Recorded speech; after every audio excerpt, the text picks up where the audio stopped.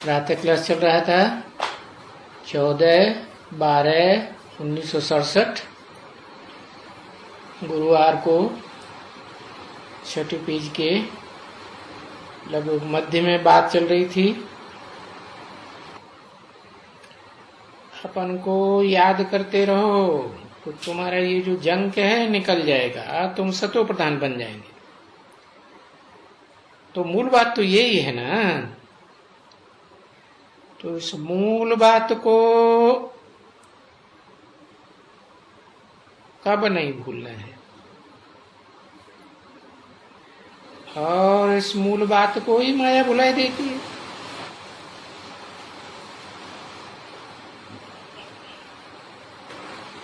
तो इसमें कितना खबरदार रहना पड़ता है। रात दिन यही रोना लगा रहे कि हम बाप को याद करें तो सतो प्रधान बने।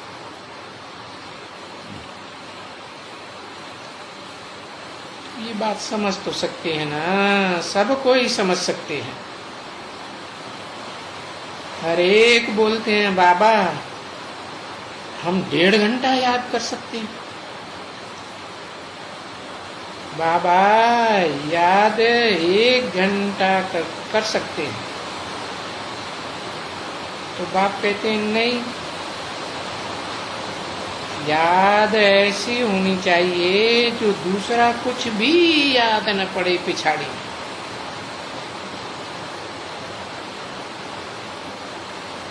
देखो बच्चे, अब तुम कितना पुरुषार्थ कर रहे हैं,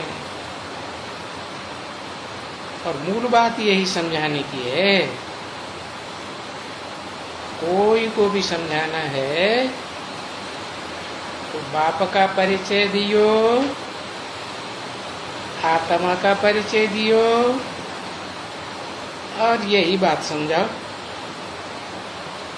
कि अपन को आत्मा समझ बाप को जितना याद करेंगे तो पिछाड़ी में बाप ही याद आएगा। तो मनुष्य सृष्टि का बाप इस सृष्टि रूपी रंगमंच पर जितना जन्म जन्मांतर ज्यादा से ज्यादा सुख भोगेगा, तुम्हारा भी नंबर पास में लगेगा। बाबा कहते हैं जब प्रदर्शनी भी खुलती है ना, बहुत आते हैं, उनको पहले पहले ही कहना चाहिए, और पहले ही बाबा के पास ले आना चाहिए। कैसे ले आएंगे बाबा के पास प्रदर्शनी में? ब्रह्मा कुमारियां तो कहती हैं 32 करोड़ वाला ज्योति बिंदु शिव बाबा के पास ले जाएंगे। ऐसे हाँ, कैसे ले जाएंगे बाबा के पास? अरे 32 करोड़ वाला शिव ज्योति बिंदु निराकार तो बाबा है ही नहीं, वो तो आत्माओं का सिर्फ बाप है?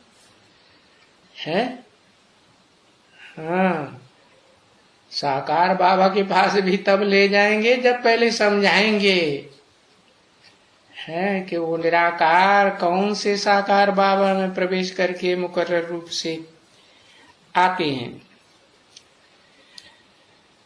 तो वो तो चैतन्य प्रदर्शनी की बात हो जाएगी, जड़ प्रदर्शनी में थोड़ा ही समझा सकेंगे।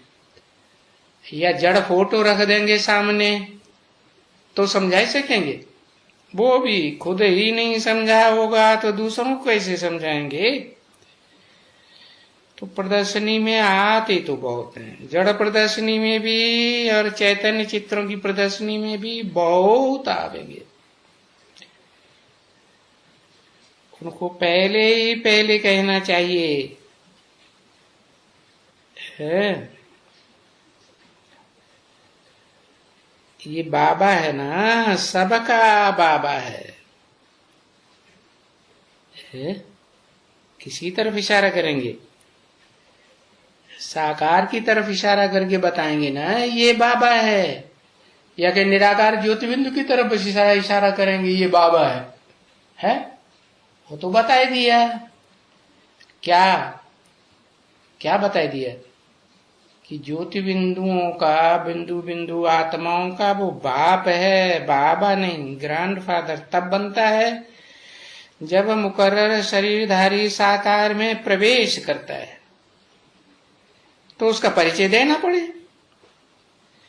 तो ऊंचे ते ऊंचा भगवंत, ऊंच और नीचे इस दुनिया की बात है या निराकारी दुनिया की बात है? इस दुनिया की बात है। तो बताया है, तो पहले ये मान लेवे कि ऊंचे ते ऊंचा भगवंत को है मट्टी में मिलाई दिया है। कैसे मिलाई दिया है? सर्वव्यापी कह के, वो कण कण में है जानवरों में है, मक्खी मच्छरों में है, समझे ना? तो ये तमो प्रधान माया ऐसी है ये, जो एकदम बाप को मिट्टी में मिलाई देती है।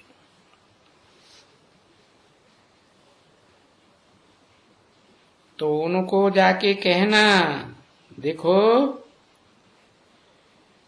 ये ऊंचे ते ऊंचा भगवंत है ना, है किसकी तरफ इशारा करेंगे? तो साकार में आए हुए निराकार की तरफ इशारा करेंगे या सिर्फ साकार की तरफ इशारा करेंगे? है दोनों की तरफ बताना पड़े ना। तो फिर निराकार आत्मा भी तो साकार शरीर के बगैर कोई काम नहीं कर सकती ना। तो निराकार और साकार दोनों जब मिलते हैं पुरुषोत्तम संगम युग में, तो वो कहा जाता है ऊंचे ते ऊंचा भगवंत। इस षष्ठी रूपी रंगमंच पर पार्ट बजाने वाले दोनों हैं कि एक ही है? दोनों हैं। तो ये कोई ठिक्कर भीतर भीतर में तो नहीं है ना, हर जगह व्यापक है क्या? इनको तो मिट्टी में नहीं मिलाना चाहिए ना। इनकी सारी इज्जत मिट्टी में मिलाई दी नहीं। हाँ, ठिक्कर ठिक्कर में कह के, भीतर भीतर में कह के, वो ये बुद्धि ऐसी हो गई है, माया ऐसी बुद्धि कर दी है, तमो प्रधान बनाई दिए।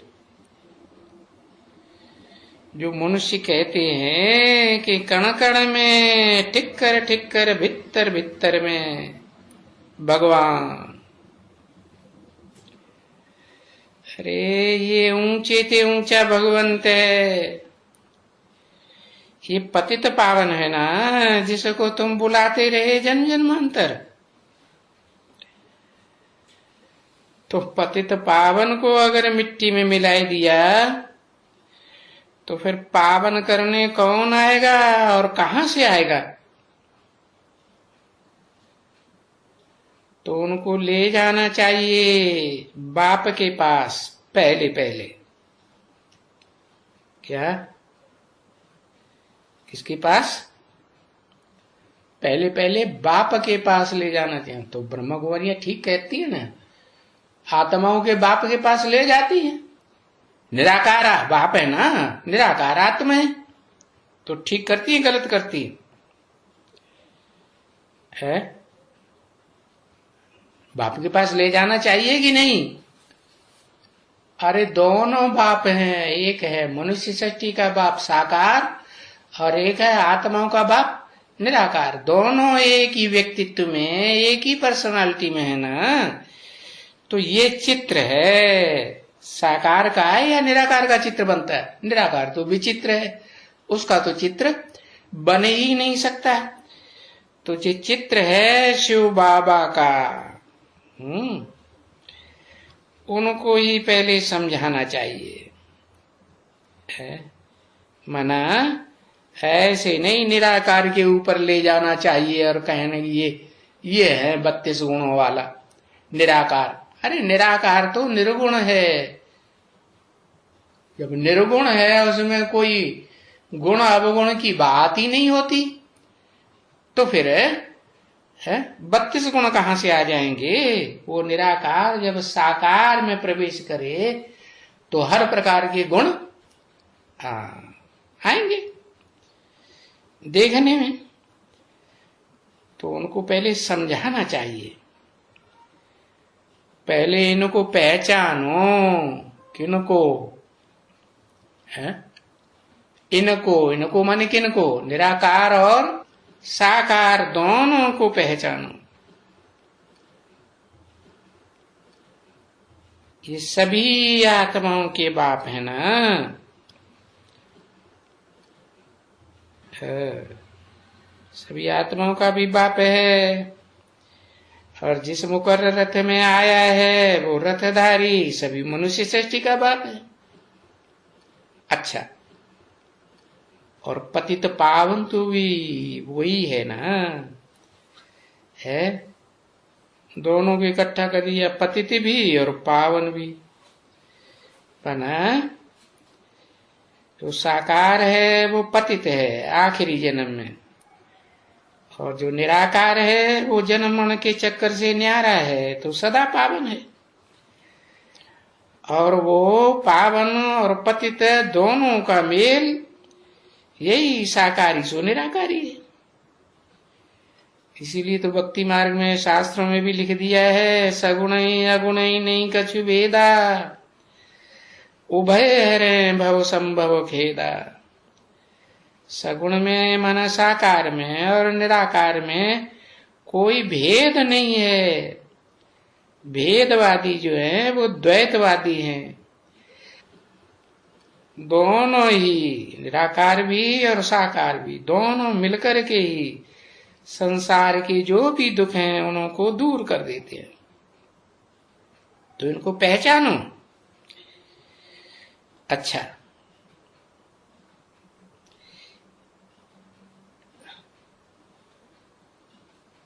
सदगति दाता भी यही है, क्योंकि ये है स्वर्ग का रचयिता। क्या स्वर्ग का रचयिता है ये माने कौन, व्यक्तित्व या अव्यक्त व्यक्तित्व। ये स्वर्ग का रचयिता है। कैसे है रचयिता, वो निराकार प्रवेश करके साकार में है ऐसा स्वस्थिति में जाने वाला बनाने वाला है ना। तो वो बाप जो बनता है मनुष्य सृष्टि का बाप, ऐसा कैसा स्वस्थिति में स्थित होने वाला। तो तुम्हारा स्वर्ग है कि नहीं, तुम्हारा स्वर्ग भी है, तुम्हारा घर भी है और तुम्हारा बाप भी है, टीचर भी है।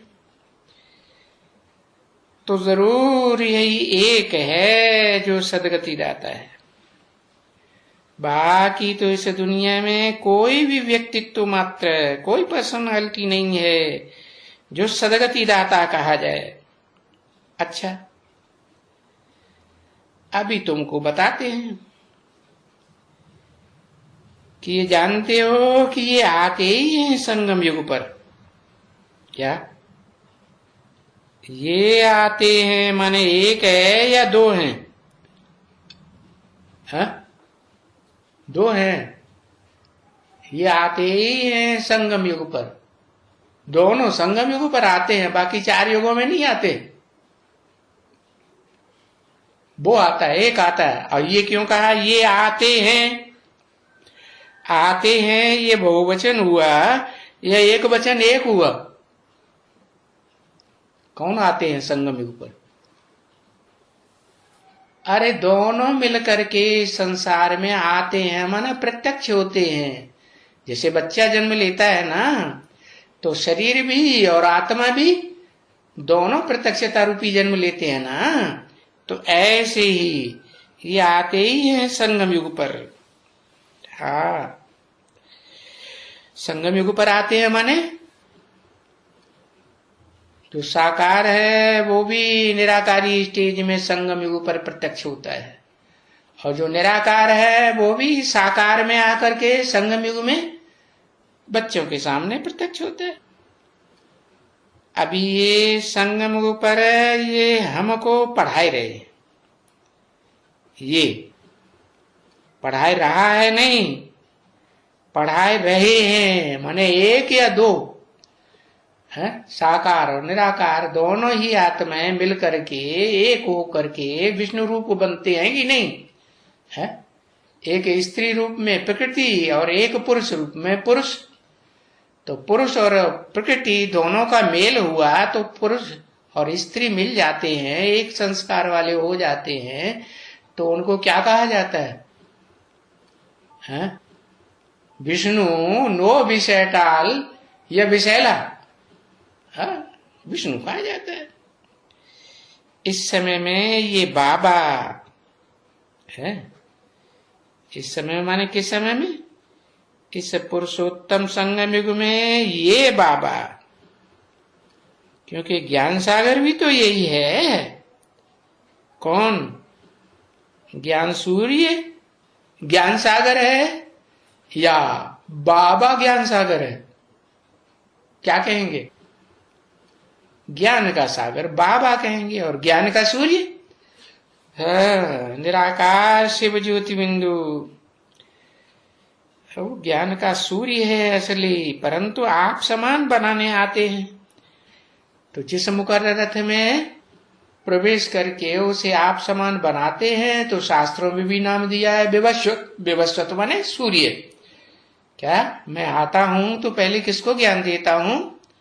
सूर्य को ज्ञान देता हूं, जो इस सृष्टि रूपी रंगमंच पर चारों युगों में ज्ञान का प्रकाश देता रहता है कि नहीं?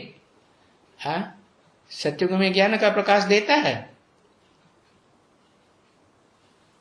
अरे सबसे जास्ती आत्म की स्थिति में स्थित होता है कि नहीं? तो आत्मा का प्रकाश नहीं है। हाँ, तो कोई सन्यासी वन्यासी तो सिखलाए नहीं सकते हैं, है? ये सब बातें पहले पहले बाबा के आगे वर्णन करनी चाहिए कि बस यही पतित पावन है ना बाबा के आगे। हाँ, बाबा के आगे का मतलब है जड़ चित्रों में जड़ चित्र साकार के पास ले जाना चाहिए, और चैतन्य चित्र के सामने ले जाएं बाबा के पास, तो उसे सामने करके बताना चाहिए कि यही है। क्या क्या है? पतितों को पावन बनाने वाला पतित पावन है ना। दूसरा तो कोई पतित पावन हो ही नहीं सकते सारे संसार में। कोई दूसरा व्यक्तित्व हो सकता है क्या? जन्म जन्मांतर में भी कभी हुआ नहीं। तो उस एक पर ही बाप का परिचय पहले लेना पड़ता है। पहले खुद परिचय लेंगे तब तो दूसरों को बतावेंगे, कि पहले दूसरों को बताना शुरू कर देंगे है तो उनकी बुद्धि में बैठेगा ही नहीं। क्योंकि जबकि ये पतित पावन है तो किसको पावन करेंगे? किसको पावन करेंगे? पहले अपनी आत्मा को पावन करेंगे, है कि पहले दूसरों को पावन करना शुरू कर देंगे? पहले तो अपनी आत्मा को पावन करना है। शरीर तो पावन बनता नहीं है नहीं बनता है। बाप कहते हैं मैं आता हूं तो जिस तन में आता हूं उस तन को भी और आत्मा को भी दोनों को पावन बनाता हूं। या दोनों पतित रहते हैं, या एक पतित बनता है एक पावन रहता है? नहीं, दोनों ही पावन बनते हैं। तो शास्त्रों में गाया जाता है हिरण्यगर्भ है। क्या? सोने का गर्भ है। गर्भ माने क्या पैदा होता है? सोने जैसी स्वर्ग के संसार तैयार हो जाता है। कहेंगे ना आत्मा के साथ रहेंगे, शरीर भी सोना बन जाता है। नहीं, कंचन काया बनेगा या नहीं बनेगा? बनेगा, नंबरवार बनेगा। 14/12/1967 की प्रातः क्लास का 7वां पेज। जब आत्मा प्योर हो जाएगी तो बाबा ने समझाया है कि बच्चे, आत्मा पवित्र है तो फिर क्या रिजल्ट आवेगा? है कुछ रिजल्ट आवेगा? अरे आत्मा पवित्र है तो चोला भी पवित्र है। आत्मा पतित है तो चोला भी पतित है? या तो योग बल से आत्मा पवित्र बने, नहीं तो फिर प्रकृति की जो तामसी प्रकृति की मार है उससे पवित्र बने, है? या तो फिर धर्मराज के दंडों से पवित्र बने। आगे पीछे नंबरवार पतित आत्माओं को पावन तो बनना ही है, और सबको नंबरवार पावन चोला मिलेगा। तो फिर आत्मा को ही पावन करनी चाहिए। पहले पहले आत्मा बीज है और शरीर वृक्ष है। तो पहले पहले किसको है सुधारा जाता है, बीज को या वृक्ष को? अरे वृक्ष तो बाद में बनेगा, पहले तो बीज है ना। तो पावन बनाना चाहिए आत्मा रूपी बीज को। अभी ये है पतित पावन, पतितों को पावन बनाने वाला ये है। कौन है? ये है जिसमें साकार भी है निराकार भी है। क्या? व्यक्तित्व, पर्सनालिटी, जिसमें पतित और पावन दोनों का मेल है। तो ये है, और तो कोई भी नहीं हो सकता है? हो सकती है, कोई भी नहीं हो सकती है। क्या नहीं हो सकती? ये एक ही आत्मा है जो साकारी चोला में पतित से पावन भी बनती है। हाँ, अब ये पहले समझो कि हम जो बच्चे हैं उसको पावन बनाने वाला कौन है? और वो पावन है कहाँ? है इस साकार सृष्टि में है तो साकार होगा या निराकारी धाम में ढूंढेंगे जाके? कहाँ ढूंढेंगे? कहाँ है? पावन किसको कहा जाता है? बिंदी को है? किसको कहा जाता है? निराकार को या साकार को पावन कहेंगे? पतित और पावन किसको कहेंगे? है साकार में जो आत्मा है वो ही पतित बनती है, वो ही पावन बनती है। लेकिन साकार के द्वारा मालूम पड़ता है कि बिना साकार शरीर के पता चलता है कि ये पतित है कि पावन है। हाँ, साकार शरीर के द्वारा ही पतित चलेगा। भाई कहते हैं ना, मुक्ति धाम व जीवन मुक्ति धाम। मुक्ति धाम का मतलब ये है देह और देह के बंधनों से, देह के पदार्थों से मुक्ति। और जीवन मुक्ति माने? जीवन मुक्ति माने देह में भी रहें, देह के संबंधी भी रहें, देह के पदार्थ भी मिलें और उनके साथ रहते हुए भी दुख दर्दों से मुक्ति बनी रहे। उस धाम को कहा जाता है जीवन मुक्ति धाम। तो ये बातें तो उस समय में समझानी पड़ती है ना। किस समय में है? जिस समय जड़ चित्रों की प्रदर्शनी समझा रहे हो या चैतन्य चित्र के सामने ले जाकर के समझा रहे हो, तो ये उस समय प्रदर्शनी में अच्छी तरह से बुद्धि में ठहरा करके बता सकते।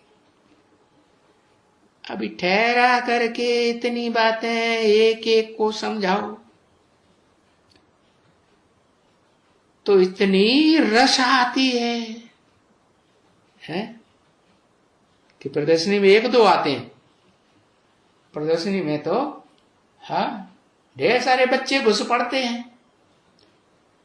प्रजावर की आत्माएं ज्यादा आती हैं या राज परिवार की या निकलने वाली आत्माएं ज्यादा आती हैं? प्रजावर की ढेर सारी।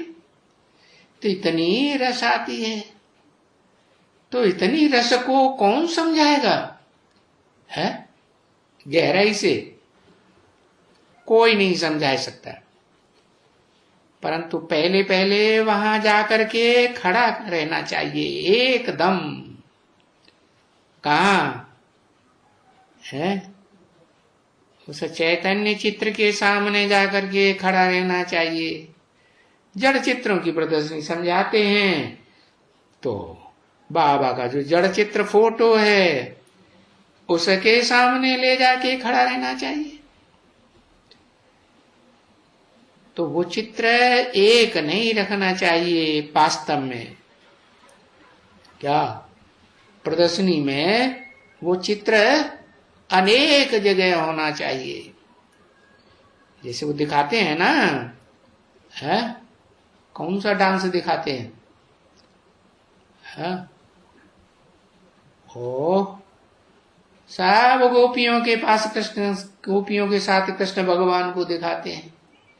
तो जितनी जितनी गोपियों के चित्र उतने उतने वो भगवान के रूप सामने दिखाते हैं कि नहीं? हाँ। तो देखो वो चित्र सामने रखना चाहिए, एक चित्र नहीं, फिर 2-3 जगह में भी रख सकते हो। बाबा कहते हैं ना इंग्लिश में भी रखो तो हिंदी में भी रखो। क्या कहा है? इंग्लिश में चित्र और है हिंदी में चित्र कैसा होता है?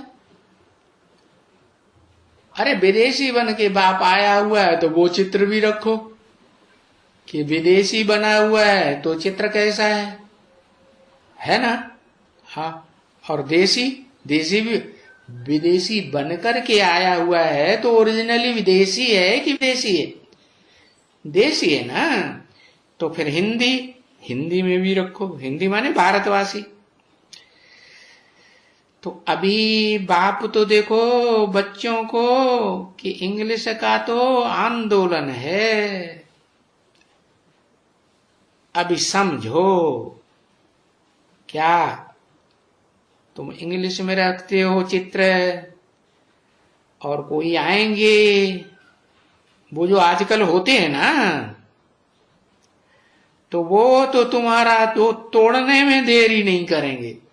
क्या तुम विदेशी बाबा को कोट पैंट पहना करके दोगे तो वो तो साधु सन्यासी आएंगे, कहीं तुमने इसको भगवान बनाया हुआ है? ये कोई भगवान हो सकता है क्या? है? तो तुम्हारे चित्र भी तोड़ देंगे। आजकल तो ऐसा ही है दुनिया का हाल, समझे? तो कोई भी छोकरा बैठ करके उसको पत्थर मार करके है, और तुम कर भी क्या सकते हो? पत्थर मार के रख देगा। बहुत बहुत करके वो पुलिस को पकड़ करके चलो। क्या जब प्रदर्शनी करते हो जड़ चित्रों की करो या चैतन्य चित्रों की करो तो पुलिस वालों का सहारा लेकर के उनके ऊपर जिम्मेवारी रख दो ताकि कोई हिंसा विंसा न कर पाए, तुम्हारे चित्रों को तोड़फोड़ न कर पाए। तो पुलिस को पकड़ के चलो। हाँ चलो अच्छा, तुम कंप्लेंट किया और तुम कर ही क्या सकते हो? ऐसे तो नहीं कि उसने तोड़ फोड़ कर दी तो तुम भी उसकी नाक आंख कान तोड़ना शुरू कर दो। है तुमको तो बाबा ने ये सिखाया ही नहीं कि तू कोई हिंसा करता है तो तुम बदले में उसकी हिंसा। हाँ बाबा तो सिखाते हैं क्या, ला अपने हाथ में नहीं लेना है, कंप्लेंट करो, कंप्लेंट कर सकते हो। तो देखो इंग्लिश के लिए भी कितने आंदोलन बन गए हैं, है? हाँ कि भाई इंग्लिश जरूर होनी चाहिए, इंग्लिश के बगैर अब काम चलेगा कि नहीं चलेगा? नहीं चलेगा। अच्छा क्यों?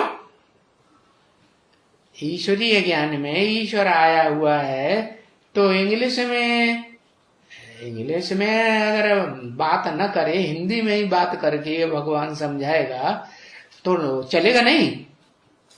भगवान के लिए तो चलेगा लेकिन बच्चों के लिए नहीं चलेगा, क्योंकि भगवान को तो बच्चों को प्रत्यक्ष करना है?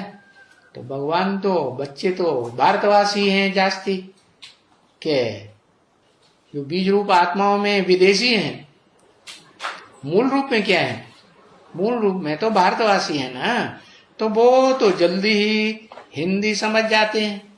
बाकी जो विदेशी हैं, हाँ उनके बगैर तो ये ज्ञान की प्रत्यक्षता हो ही नहीं सकती। क्यों नहीं हो सकती? क्योंकि जो विदेशियों में भी जो अंग्रेज हैं, अंग्रेजी जानने वाले, अंग्रेजी भाषा वाले, उनकी बुद्धि तो तीखी है ना। क्यों तीखी है? क्योंकि तो लास्ट में आकर के परमधाम से सृष्टि पर उतरते हैं ना, तो नई नई आत्माएं उतरती हैं तो बुद्धि कैसी होगी? नई सतो प्रधान बुद्धि होती है कि तमो प्रधान? सतो प्रधान सात्विक तीखी बुद्धि होती है, और तीखी बुद्धि के कारण वो ज्ञान की गहराई को जल्दी पकड़ लेते हैं। तो उनको समझाए बगैर तो सारी दुनिया में आवाज फैलने से चलेगा? फैलेगी ही नहीं। तो देखो भारत में भी अंग्रेजी के लिए कितने आंदोलन बन गए, खास करके दक्षिण भारत वाले तो बिना अंग्रेजी के चल ही नहीं सकते। इसलिए बाबा कहते हैं दक्षिण भारत है भारत का विदेश। ओम शांति।